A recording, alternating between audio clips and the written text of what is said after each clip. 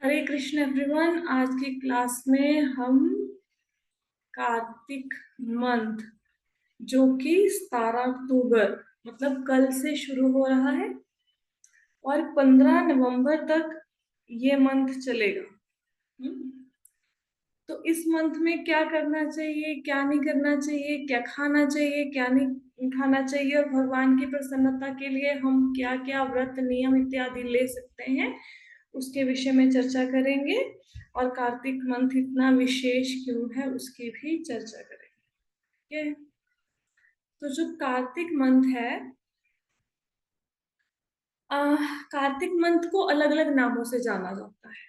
जैसे कार्तिक मंथ को दामोदर मंथ भी कहते हैं। कार्तिक मंथ को ऊर्जा ऊर्जा मंथ महीना या ऊर्जा उत्सव भी कहते हैं इस मंथ को। और कार्तिक मंथ बेसिकली ये श्रीमती राधा रानी को बहुत अधिक प्रिय है। श्रीमती राधा रानी का एक नाम है कृतिका। कृतिका नाम है राधा रानी का। तो जो उनकी जो माता थी राधा रानी, उनका नाम था कीर्तिदा। उनके पिता का नाम था वृषभानु। तो उनके नाम पे इस महीने का नाम पड़ा है। जो राधा रानी के नाम पे जिस मंथ का नाम है वो कृष्ण को भी बहुत प्रिय होता है। तो कार्तिक मंथ का अपना एक बहुत विशेष महत्व है। और कार्तिक मंथ में जो भी आप भक्ति करेंगे उसका आपको कई गुना ज्यादा फल मिलता है। हम्म। तो भगवान कृष्ण कहते हैं पद्म पुराण में कि जैसे जितने भी पौधे हैं उनमें सबसे ज्यादा प्रिय मुझे कौन सा पौधा है, भगवान को कौन सा प्लांट सबसे ज्यादा प्रिय है, बताओ। तुलसी।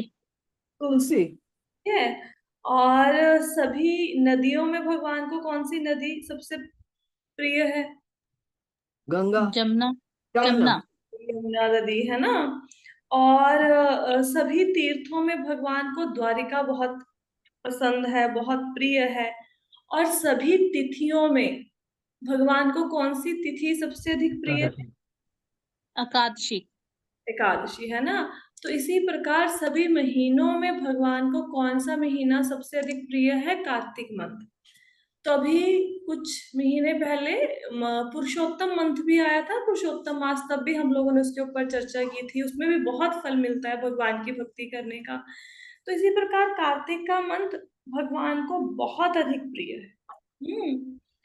तो जैसे हम कहते हैं ना कि सतयुग, त्रेता, द्वापर, कलयुग, इनमें सबसे अच्छा सतयुग था।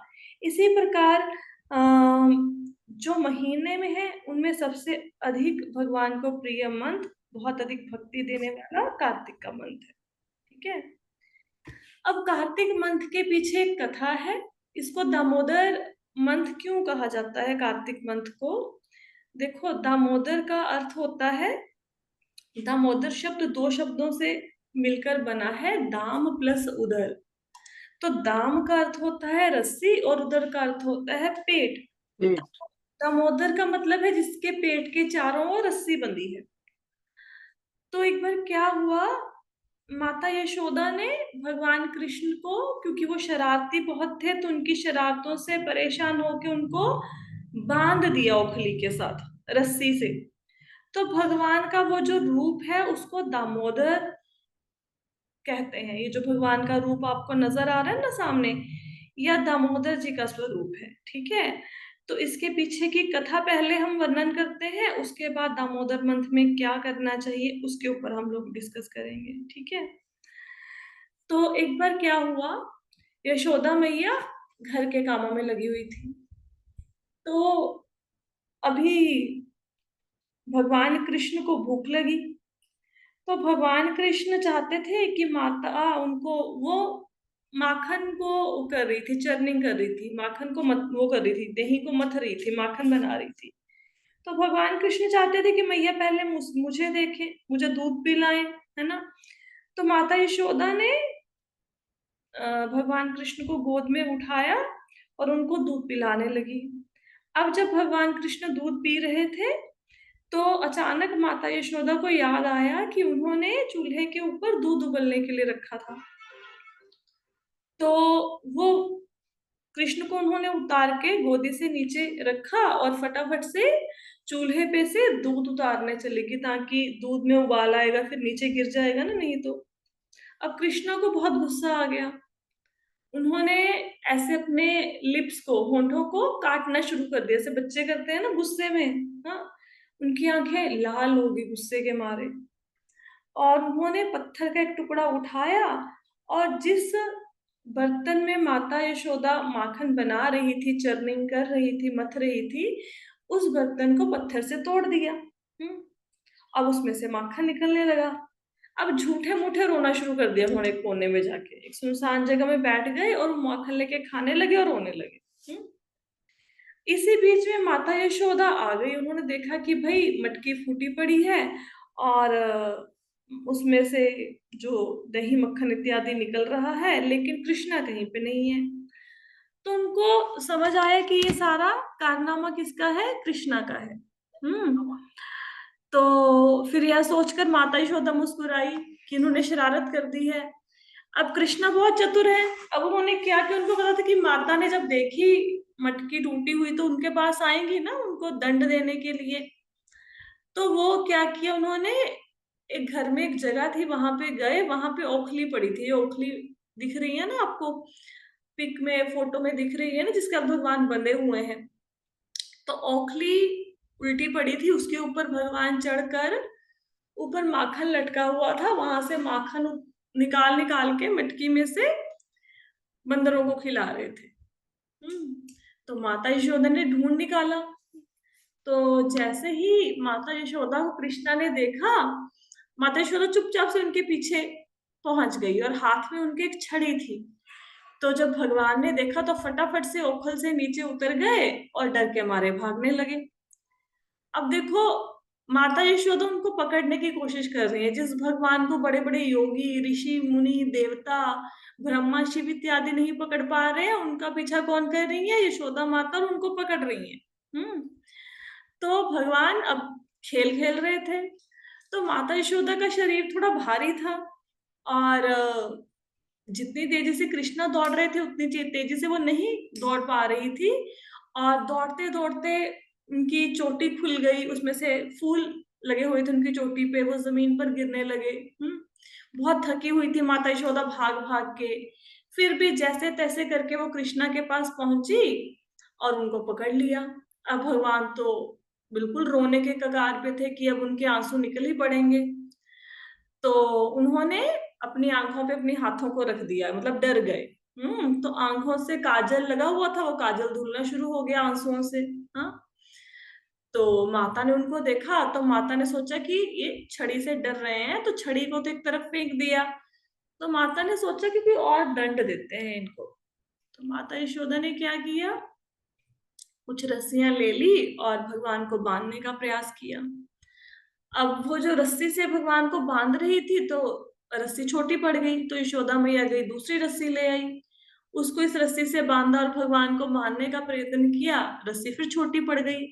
तो एक एक एक करके यशोदा माता ने घर की सारी रस्सियां जोड़ दी, लेकिन जब भी बांधती तो रस्सी 2 इंच छोटी पड़ जाती।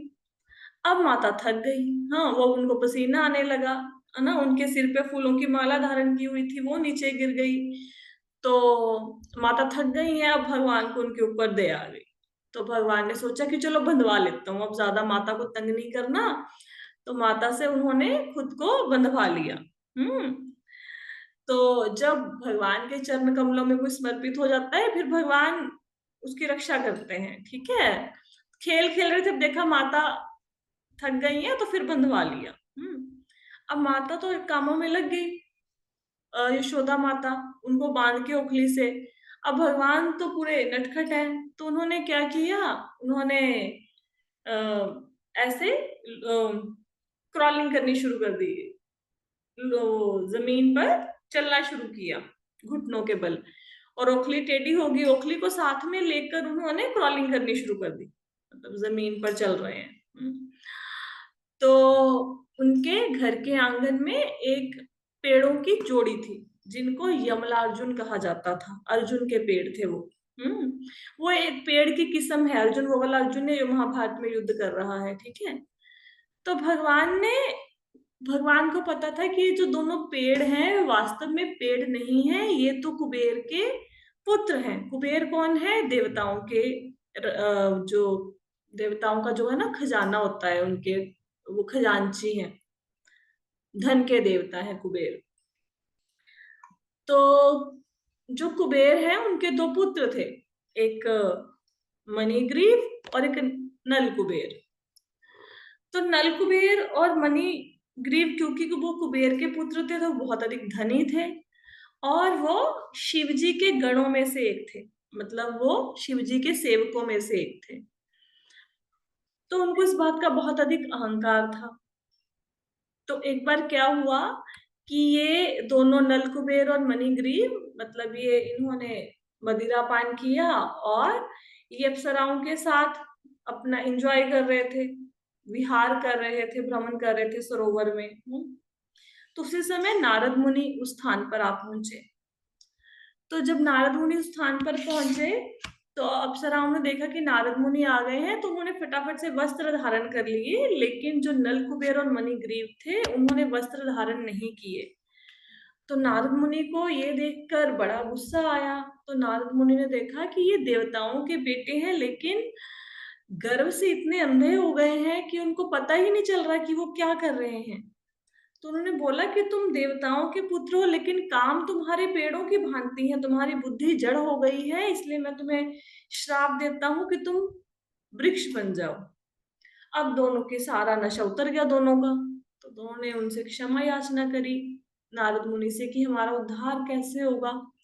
तो नारद मुनि ने बोला कि 100 साल के बाद भगवान कृष्ण धरती पर अवतार लेंगे, तब तक तुम नंद बाबा जो उनके पिता हैं उनके घर पे आप वृक्ष बन के रहोगे उनके आंगन में।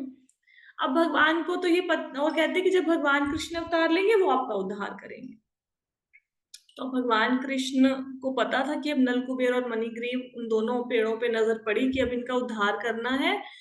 तो भगवान मतलब रिड़ते रिड़ते वो वहां पे क्रॉलिंग करते करते दोनों पेड़ों तक जा पहुंचे, और दोनों पेड़ों के बीच में उनकी ओखली फंस गई।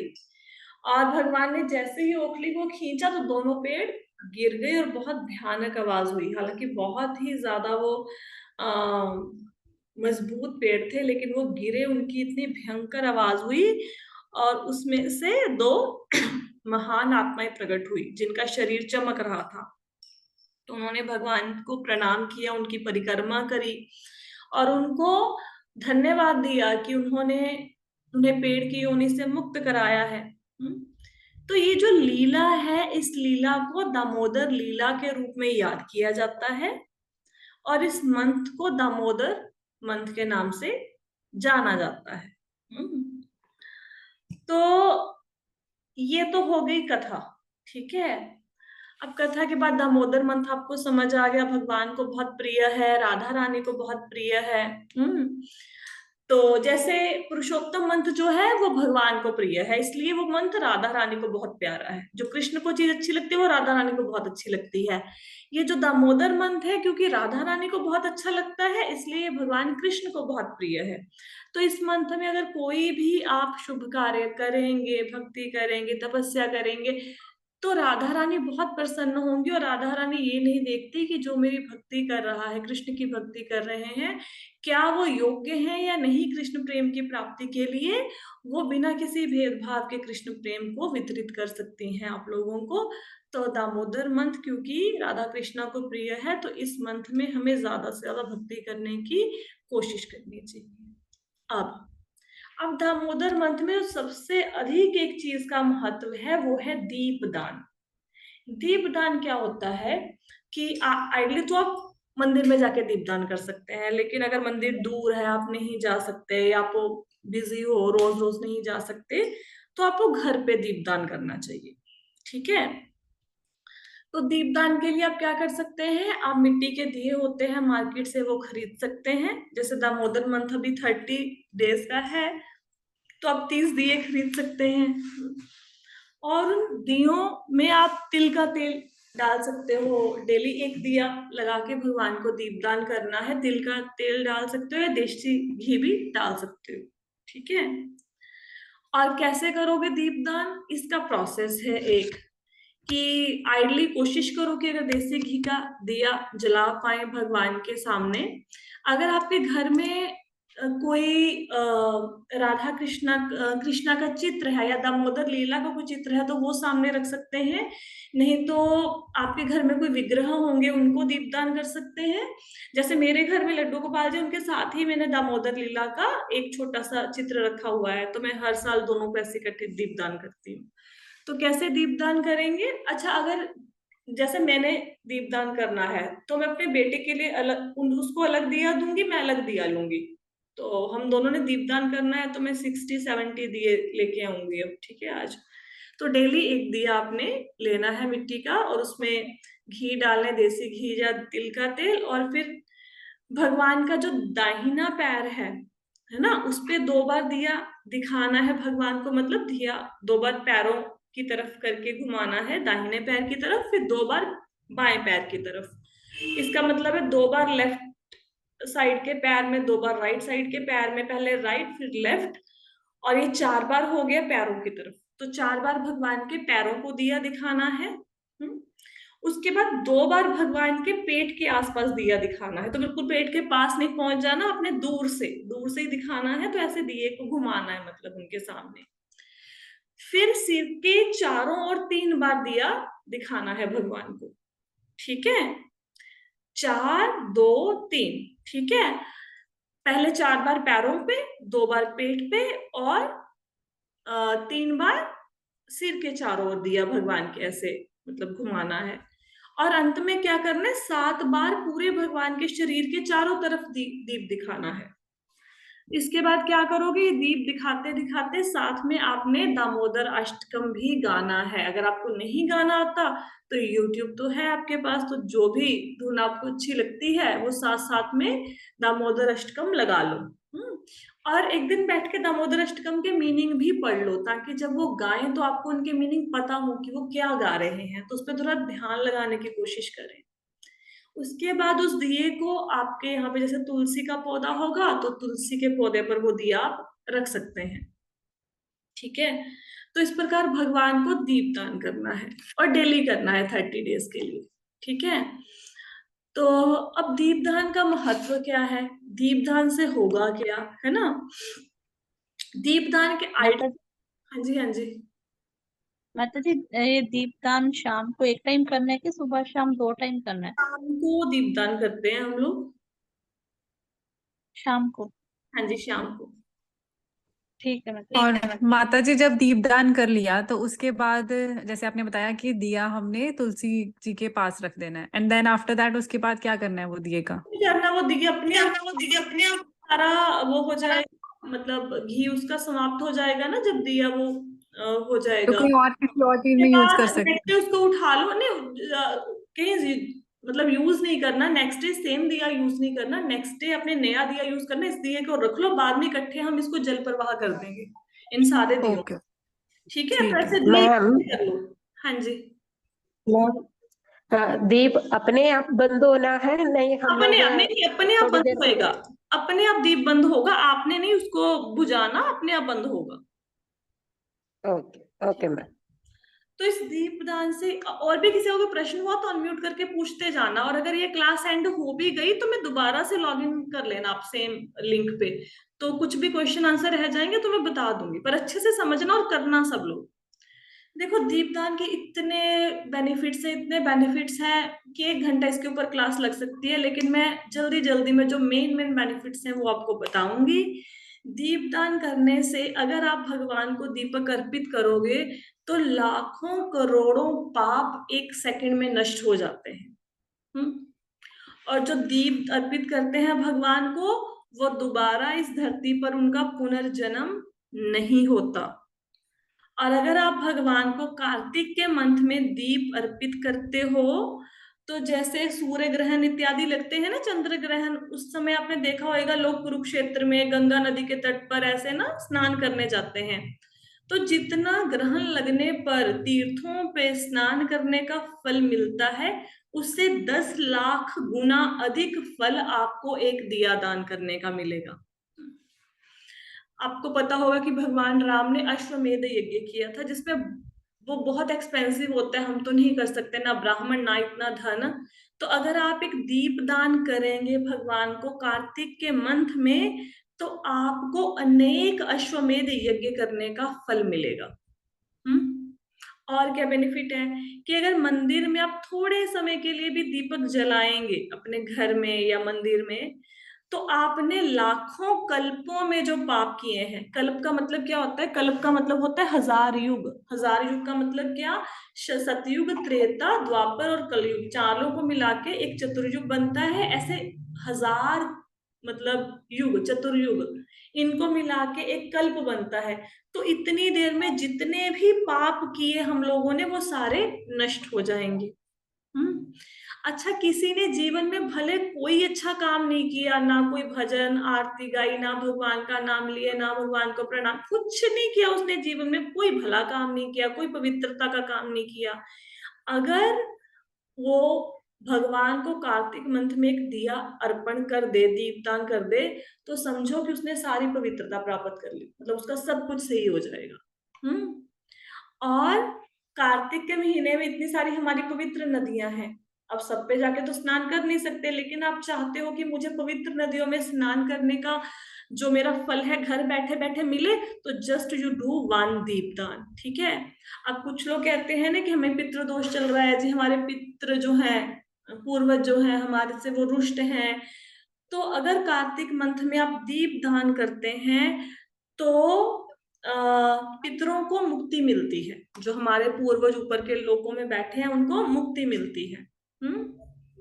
और क्या होता है, मतलब बहुत बहुत सारे फल हैं, जितना मैं बताऊं, अब मैं कितने सारे पॉइंट्स को पढ़ूं, लेकिन फिर भी बहुत बहुत अधिक फल है। जैसे सुमेरु पर्वत में जितना मतलब बड़े किसी ने पाप किए हों, मंदरा पर्वत जितने बड़े पापों का संग्रह हो, मतलब इतने पाप किए हों कि पापों के पहाड़ बन गए हों जीवन में, तो उस सारे पापों को अगर नष्ट करना है, तो सिर्फ आपने एक दीपदान करना है। उससे क्या होगा? सब पापों से आपकी मुक्ति हो जाएगी। अगर 100 तीर्थों को एक साथ करो आप, तो उसका जो फल मिलता है, उतना ही फल आपको मिलेगा अगर भगवान को आप कार्तिक के मंथ में दीपदान करते हैं। और अगर कार्तिक के मंथ में दीपदान करते हैं, तो भगवान के धाम जाते हैं। जाना है ना सबने भगवान के धाम में। और जब भगवान को कार्तिक के मंथ में आप दीपदान करते हो, तो भगवान कृष्ण को ये लगता है कि जो ये व्यक्ति दीपदान कर रहा है, इसने मुझे इतना बड़ा गिफ्ट दे दिया, अब मैं इसको रिटर्न गिफ्ट क्या दूं? मेरे पास तो इसको रिटर्न गिफ्ट देने के लिए इतनी बड़ी चीज है ही नहीं, इसने तो बहुत ज्यादा दे दिया मुझे। तो भगवान स्वयं को उस भक्त को सौंप देते हैं एक दीपदान के बदले। और दीपदान से क्या होता है? दीपदान से अगर आप किसी व्यक्ति ने कोई धार्मिक अनुष्ठान नहीं किया है ना, और कुछ नहीं किया, तो वो दीप के सामने, अगर दीपदान किया भी नहीं, दीप के सामने खड़ा भी हो जाएगा ना, कोई व्यक्ति दीपदान करे उसके सामने खड़ा हो जाएगा, तो उसको भी फल मिलेगा। मतलब बहुत अधिक फल है, अब इतने तो नहीं बता पाएंगे। ठीक है। तो बहुत, मतलब अगर आप इसको पढ़ोगे तो बहुत एक लंबी चौड़ी लिस्ट है दीपदान करने की। तो हमारे जीवन के पता नहीं कितने ऐसे कार्तिक के मंथ हैं जो बिना दीपदान के निकल गए। तो लेकिन इस बार कार्तिक का मंथ बिना दीपदान के नहीं जाना चाहिए। सब जाइए मार्केट, मिट्टी के दिए आजकल मार्केट में अवेलेबल है, लेके आइए, थोड़े ज्यादा दिए लेके आइएगा, क्योंकि दिए को आप चेक कर लेना कि दिया खंडित नहीं होना चाहिए। जब इकट्ठे दिए लेते हैं, उसमें से कुछ दिए टूटे हुए होते हैं, खंडित होते हैं, तो जब तो चेक करके लेके आओ और थोड़े से ज्यादा ले आओ। पता लगे आप 30 दिए लेके आए, उनमें से 5 टूटे हुए निकल गए, फिर कैसे दीपदान करोगे? बार बार तो मार्केट नहीं ना जाओगे। तो ज्यादा दीप लेके आइए, और कोशिश कीजिए, अगर आपके घर में सपोज 3 सदस्य हैं, तीनों ने दीपदान करना है, तो तीनों का अलग अलग दिया लेके आइए। ठीक है। तो ये तो हो गया दीपदान के बारे में। अब कार्तिक के मंथ में और क्या करना चाहिए? सबसे पहले तो कार्तिक मंथ में सबसे जरूरी जो है, वो सुबह जल्दी उठना। हो सकता है हम में से बहुत सारे ऐसे लोग हों जिनको सुबह जल्दी उठने की आदत ना हो, लेकिन आप कोशिश कीजिए, हम पूरा साल सोते ही हैं ना, लेट उठते हैं, कोशिश कीजिए कि कार्तिक के मंथ में एटलीस्ट आप लेट ना उठे। ब्रह्म मुहूर्त में उठना है और स्नान करना है, स्नान ठंडे जल से करो, कोशिश करो। अगर आपको कोई शारीरिक समस्या नहीं है तो आजकल तो हो जाता है ठंडे पानी से स्नान ना, कोई प्रॉब्लम वाली बात तो है नहीं, इतनी तो सर्दी आई नहीं है, ठीक है। तो देखो शील सनातन गोस्वामी क्या कहते हैं कि भगवान के समक्ष प्रण करना चाहिए, हे भगवान दामोदर, हे भगवान जो भक्तों को कष्टों से बचाते हैं, हे देवताओं के स्वामी, आपको और देवी राधा को प्रसन्न करने के लिए मैं कार्तिक के महीने में हर सुबह स्नान करूंगा। तो प्रण लो भगवान के सामने, राधा रानी और कृष्णा के सामने, कि हम जल्दी उठ के स्नान करेंगे। किसकी प्रसन्नता के लिए? भगवान और राधा रानी की प्रसन्नता के लिए, ठीक है। और अगर किसी को हमारे ग्रुप में वेकअप कॉल चाहिए, किसी से उठा नहीं जाता, तो usually we do this service in the Kartik month. हम भक्तों को वेकअप कॉल देते हैं और उनको उठाते हैं सुबह, ठीक है। तो अगर किसी को लग रहा है कि हम सुबह नहीं उठ सकते, हमें अलार्म बार बार बंद करने की आदत है, हमसे उठा नहीं जाता, तो you just drop me a message. आपको मॉर्निंग में अप्रोक्सीमेटली 3:45 के नियर अबाउट आपको कॉल आ जाएगा और आप उस कॉल को सुन के उठ सकते हैं, ठीक है। तो हाँ, आप खुद भी ये सेवा कर सकते हैं, आप दूसरों को उठाने की सेवा ले भी सकते हैं। और जो व्यक्ति किसी दूसरे व्यक्ति की भक्ति में बढ़ने में सहायता करता है, भगवान उससे भी बहुत अधिक प्रसन्न होते हैं। लेकिन उसके लिए, अच्छा, जो व्यक्ति ये सोचता है ना कि मेरे से नहीं सुबह जल्दी उठा जाता, ये पहला पॉइंट तो बहुत मुश्किल है। सबसे बेस्ट तरीका ये है, वो सेवा ले लो कि मैंने किसी दूसरे को उठाना है। एक व्यक्ति की सेवा ले लो कि मैंने उस माता जी को सुबह फोन करके उठाना है, तो उसको उठाने के लिए आपको बट ऑब्वियस है कि उठना पड़ेगा जल्दी, है ना। तो सुबह जल्दी उठना है ब्रह्म मुहूर्त में, ठीक है। और ब्रह्म मुहूर्त में उठ के पहली बात, एक बात और, अब ब्रह्म मुहूर्त में ये मत करना कि उठे और उठ के ना बाथरूम में गए नहाने और पौना घंटा नहाने में लगा दिया, साबुन रगड़ने में लगा दिया। तो ब्रह्म मुहूर्त में उठ के ये ऐसा नहीं है कि बाथरूम में आधा पौना घंटा लगाना है। सुबह करना है आपने काक स्नान। काक स्नान क्या होता है? जैसे कौए का स्नान होता है ना, कौआ क्या करता है, वैसे ऐसे समुद्र में ऐसे हल्की सी वो डुबोता है गर्दन, फिर बाहर कर लेता है। मतलब जल्दी से शॉवर लो और बाहर आओ, क्योंकि ब्रह्म मुहूर्त का समय है। हम जल्दी क्यों उठे हैं? क्योंकि हमने भक्ति करनी है। अगर बाथरूम में आधा घंटा लगाएंगे फिर ब्रह्म मुहूर्त निकल जाएगा, फिर उठने का क्या फायदा होगा, ठीक है। फिर और क्या करना चाहिए हमें? हमें मंदिर में भगवान के दर्शन करने चाहिए और कोशिश करनी चाहिए कि भक्तों के साथ हम दीपदान करें, ठीक है। नहीं कर सकते तो इट्स ओके, बट कभी कभी अगर आप मंदिर जा पाओ या डेली जा सको तो बहुत अच्छी बात है। तो भक्तों के साथ दीपदान कीजिए, बहुत अधिक फल मिलता है। और भगवान के नाम का जाप करना चाहिए। और अगर आप जितनी भी माला कर रहे हो, कोशिश करो उसमें से कुछ एक्स्ट्रा राउंड करो, क्योंकि कार्तिक का मंथ है, कुछ तो एक्स्ट्रा करेंगे ना। जैसे हमारे सपोज बेटे का बर्थडे है, तो घर में रोज नाश्ता तो बनता ही है, लेकिन बर्थडे वाले दिन we try to make something very very special. So क्योंकि कार्तिक का महीना है, तो भगवान को खुश करने के लिए थोड़े से एक्स्ट्रा राउंड की चैंटिंग कीजिए। और ऐसे ना बहुत हाई स्टैंडर्ड मत सेट कर लेना। कुछ लोग ना 32 माला का प्रण ले लेते हैं, 30 माला का प्रण, फिर बाद में होती नहीं है। तो 2-3 दिन तो उत्साह से करेंगे, फिर धीरे धीरे उत्साह ठंडा होना शुरू हो जाता है।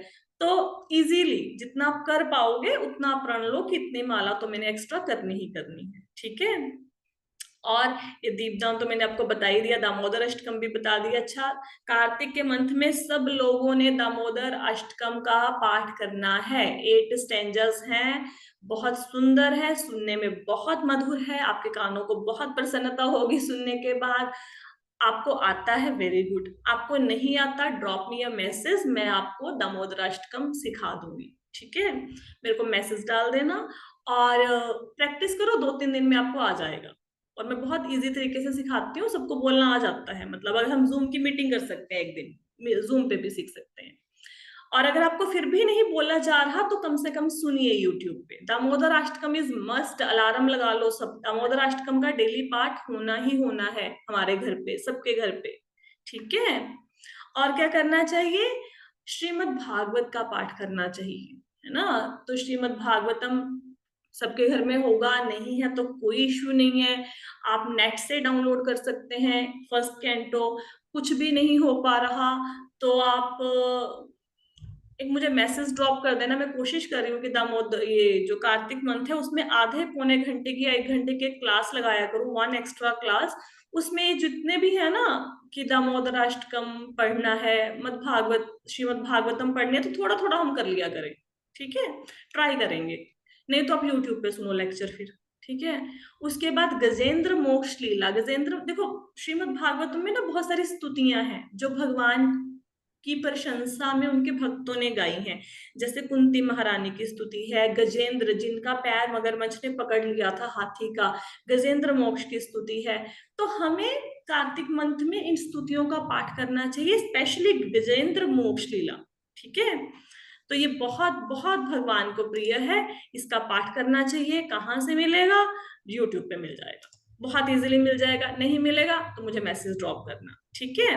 और जो वो यूट्यूब पे भक्त सुन रहे हैं वो मुझे आपके पास मेरा नंबर अगर नहीं होगा तो मुझे कमेंट बॉक्स में लिख के डालना कि हमें ये लिंक चाहिए इन सारे श्रीमद् भागवतम का या गजेंद्र मोक्ष लीला का, देन आई विल सेंड, ठीक है। उसके बाद तुलसी देवी को दीपदान करें। तो आपने भगवान को दीपदान करना है, तुलसी माता को भी दीप अर्पित कीजिए, हाँ। और उनकी तुलसी देवी की 3 परिक्रमा करनी है, वेरी इजी। आपके घर में तुलसी प्लांट सबके होगा। अगर तो आपका तुलसी प्लांट बाहर पड़ा है, आप परिक्रमा नहीं कर सकते उसकी, तो आप क्या कर सकते हैं, छोटा सा तुलसी का पौधा आप बाहर से लेके आ सकते हैं, उसको घर में किसी टेबल के ऊपर रख दो आपके आंगन में, और 3 बार उसकी परिक्रमा कर लिया करो, ठीक है। वेरी इजी, छोटा सा तुलसी का प्लांट लेके आ सकते हैं ना, easily available in the market. और चैतन्य महाप्रभु के शिष्टाष्टकम का पाठ करना चाहिए अगर आप कर पाए तो। मैं ये नहीं कहती कि आप सारे काम करो जितने मैं बोल रही हूँ, बट एटलीस्ट आप ये देखो मैं क्या क्या कर सकता हूँ। एटलीस्ट अगर मैंने 10 कामों की लिस्ट दी है तो कम से कम 2 तो कर लेंगे ना, ठीक है। और रूप गोस्वामी जी ने उपदेशामृत नाम का बहुत सुंदर हमें एक छोटी सी पुस्तक के रूप में ग्रंथ दिया है, उसका पाठ कर सकते हैं। नेट पे भी अवेलेबल है, सब लोगों के घरों में होगा मोस्टली, इस्कॉन में होता है, ये सबके नहीं है तो कोई बात नहीं, एटलीस्ट दामोदराष्टकम तो पक्का पढ़ लेना, ठीक है। और भगवत गीता पढ़नी है, ठीक है। और भगवान कृष्ण के लिए अच्छे अच्छे भोजन बनाने हैं। और इस मंथ में बहुत सारे त्योहार आएंगे, अन्नकूट आएगा, गोवर्धन पूजा आएगी, तो उन त्योहारों में पार्टिसिपेट करें। और वैष्णवों की निंदा ना करें, दूसरों में गलतियां ना निकालें, सास बहू पति पत्नी पड़ोसी रिश्तेदार संबंधियों में गलतियां ना निकालें कृपया इस महीने में। और last but not the least, social media का उपयोग बहुत विवेक के साथ करें। सोशल मीडिया ऐसे नहीं कि जब भी हाथ गया फोन पे चलो 4 रील्स देख ली, चलो व्हाट्सएप खोल लिया, चलो यूट्यूब खोल लिया, ऐसे नहीं। सोशल मीडिया का कम से कम प्रयोग करें जितना जरूरी है। आपको गुड मॉर्निंग के साथ भगवान कृष्ण की फोटो के 50 मैसेज आएंगे कि लेकिन क्या उनको देखने से आपकी भक्ति में वृद्धि हो रही है ना। तो आप देखो कि मुझे किस चीज को टाइम देना है जिससे मैं भगवान कृष्ण के थोड़ा नजदीक पहुंच जाऊं, तो उन्हीं चीजों को टाइम दे, ठीक है। अब कार्तिक मंथ में और क्या करना चाहिए, अच्छा आगे चलना है। कार्तिक मास में क्या खाएं क्या ना खाएं। तो कार्तिक मंथ में पहली बात तो भगवान को भोग लगा हुआ प्रसाद ही खाओ। बाहर के ये होता है ना क्या, टिक्की चाट पापड़ी गोलगप्पे एटलीस्ट 1 मंथ के लिए बंद कर दो। घर में भी जो बन रहा है भगवान को अर्पित करो, वही खाओ।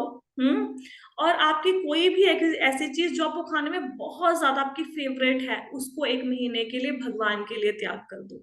कुछ लोग सोचते हैं हमारे आइसक्रीम ना खाने से, हमें आइसक्रीम पसंद है, भगवान खुश हो जाएंगे। हाँ, भगवान खुश हो जाएंगे, वो बहुत खुश होते हैं अगर भक्त उनके लिए कोई त्याग करते हैं। कुछ लोग पूरे महीने 1 बार ही भोजन करते हैं, ये अपनी शारीरिक समर्था के अनुसार आप करो जो कर सकते हो। हाँ, लेकिन जो चीजें कार्तिक मंथ में नहीं खानी, दैट इज शहद, तिल, तिल का तेल, हींग, बैंगन, राजमा, उड़द की दाल, करेला, तले हुए पदार्थ जैसे कि समोसा पकोड़े इत्यादि नहीं खाने हैं, राइट। और मैं ये स्लाइड्स आपको भेज दूंगी। और उड़द दाल ब्लैक वाली दाल नहीं खानी है। मांस मदिरा का सेवन नहीं करना। जो चाय कॉफी लेते हैं उनको बंद कर सकते हैं, चाय कॉफी को लेना इस महीने में। हर्बल टी ले सकते हैं अगर आपको नहीं सरता तो, ठीक है। तो ये है कि हम कार्तिक मंथ में क्या खाएं क्या ना खाएं। तो आइडियली तो कार्तिक मंथ में बहुत सारे और भी नियम व्रत सब कुछ है जो हम कर सकते हैं, लेकिन ये डुएबल चीजें हैं जो हम कर सकते हैं। तो इनमें से आप देखो, मैं आपको ग्रुप में स्लाइड शेयर कर दूंगी कि मैं कार्तिक मंथ में इसमें से क्या कर सकता हूँ। खाने पीने के ऊपर तो ये सारी चीजों को अप्लाई कर दो, जितने पॉइंट बताए हैं, 6-7 पॉइंट है, इजीली डुएबल है। और भक्ति में क्या क्या करना है वो अपना अपना चूज कर लो, पर जो एक बार नियम ले लिया उसको 1 महीना निभाना। दीपदान मस्ट है, दामोदर अष्टकम मस्ट है, इसके बिना बिल्कुल दामोदर मंथ, हमारा कार्तिक मंथ नहीं जाना चाहिए, बाकी आपकी श्रद्धा के अनुसार। क्लियर हुआ? जी माता जी। माता जी गोपी गीत, गोपी गीत गाते हैं। अब ये क्लास होने वाली है ओवर, तो आप एक काम करो, सेम लिंक पे ना एक बार दोबारा से ज्वाइन कर जाओ, तो मैं आपके जो क्वेरीज है ना वो ले लूंगी। जिसके मन में जो भी कोई प्रश्न रह गया मैं सबके प्रश्नों के उत्तर दे दूंगी इसी लिंक पे जिस पे आपने भी ज्वाइन किया है। सेम लिंक पे एक बार दोबारा ज्वाइन कर जाओ अगर किसी को कोई प्रश्न है। ठीक है, तो इस सेशन को हम यहाँ पे एंड अप कर रहे हैं। मैं दोबारा से मीटिंग लॉग इन कर रही हूँ क्योंकि ये 40